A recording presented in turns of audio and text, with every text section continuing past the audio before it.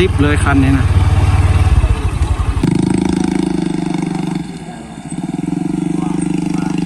เร็วฟู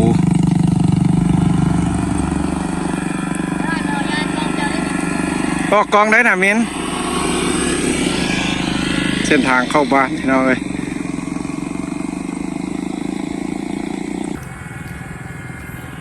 มาอัปเดตเส้นทางพี่น้องเอ้ยปัจจุบันวันมือก้อนหันเพิ่นมาก็มาถมดินพี่น้องได้ประมาณทิศ2 ทิศละตอนนี้ก็การสัญจรก็คือว่ายังยุ่งยากคือเก่าพี่น้องเอ้ยได้มาอัปเดตให้พี่น้องเบิ่งว่าเส้นทางอยู่บ้านเฮายังปกติยังคือเก่าพี่น้องเอ้ยคือว่าสิได้ทางอย่างยังเป็นทางแดงอยู่น่าจะเป็นมืดฤดูฝนพี่น้องเอ้ยน่าจะเป็นแรงน่าจะได้ละพี่น้องเส้นทางเข้าบ้านใหม่ตอนนี้ก็ถือว่าปัจจุบันนี้พี่น้องเอ้ยของเดือนเก้าพี่น้องเอ้ยท้ายเดือนเก้าวันที่29เส้นทางถือว่ายังฝนตกนี่ถือว่ายังไปมายุ่งยากอยู่พี่น้องเอ้ยพอดีเขาก็ไปนามาแล้วกับแว่ถ่ายเบิ้งพี่น้องเอ้ยเพื่อพี่น้องยังติดตามรับชมอยากเห็นเส้นทางเข้าบ้านเขาพี่น้อง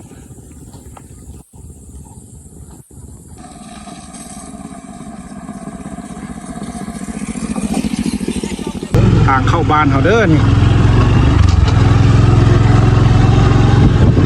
แต่การยังสะดวกสบายก่อนเก่าพี่น้องเอ้ยเพราะวันเป็นยามฝน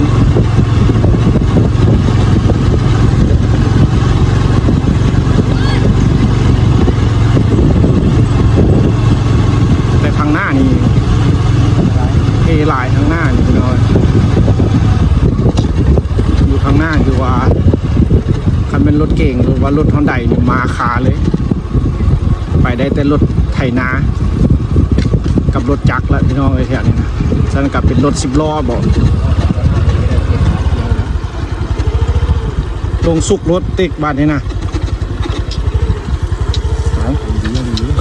ดีลงสุกรถไม่ค่าไม่ขายไปบ่ได้ละยามมือเศร้านะครับต้องมานั่งใช่ป่ะ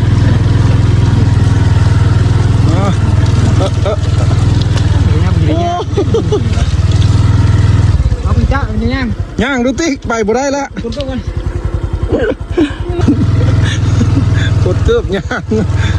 ไปบ่ได้ซ้อนซองนะ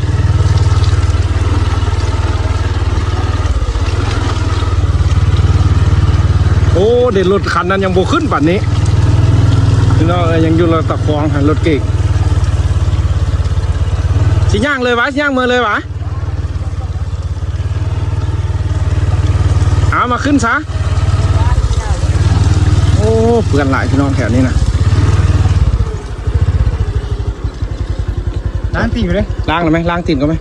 เพื่อนป่านนี้มาขี่รถได้วะ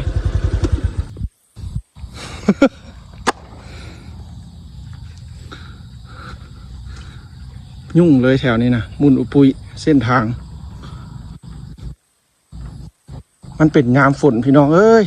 แถวนี้มันน้ำซึมน้ำนั่นเด้เดี๋ยวเอามีรถใหญ่มาอีกบาทนี่ไปได้บ่ฮัน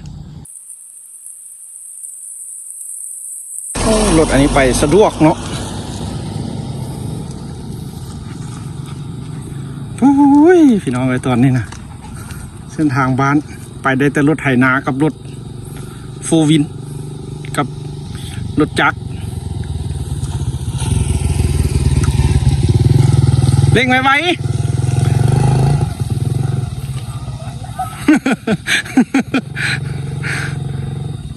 เอาไปได้บ่เอา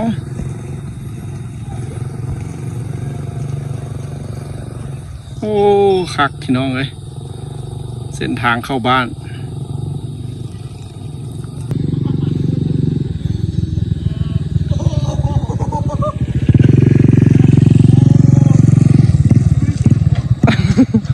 ไผ่มาก็โอก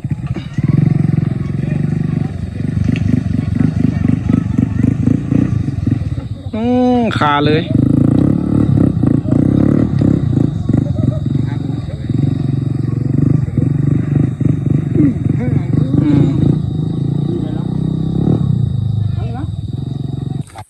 สภาพรถ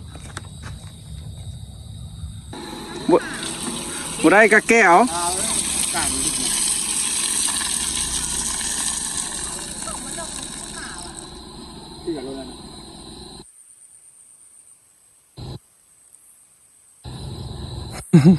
สองจิตสองใจกล้าไปบ่กล้า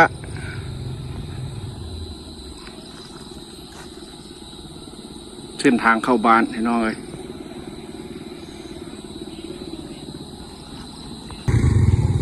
การสัญจรของชาวบ้าน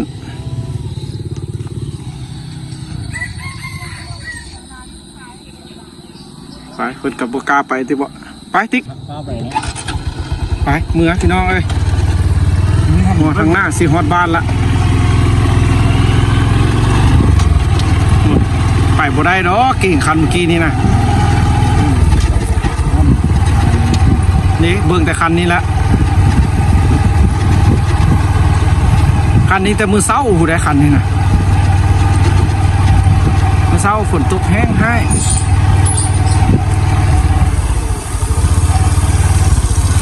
มันจอดเลยลิฟต์เลยคันนี้นะไปกลางนี่เลยเนาะเอ้าติ๊กล้มมันเนาะบอกกันมันล้มมันจอดไงวะขึ้นก็ซอยไปว่ามานั่งข้างล่างนี้เอาพี่น้องอันนี้ก็เป็นถือว่าปากทางที่ทางเข้าบ้านทางนั้นก็เป็นทางอย่างพี่น้องตรงนั้นนะ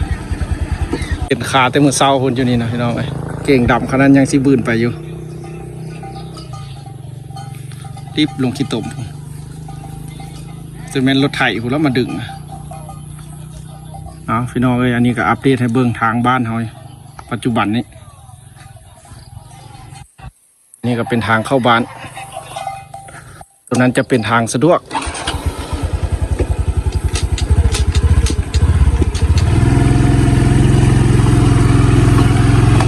นี่ก็จะเป็นทางสะดวกสบายเพราะว่าเป็นทางยาง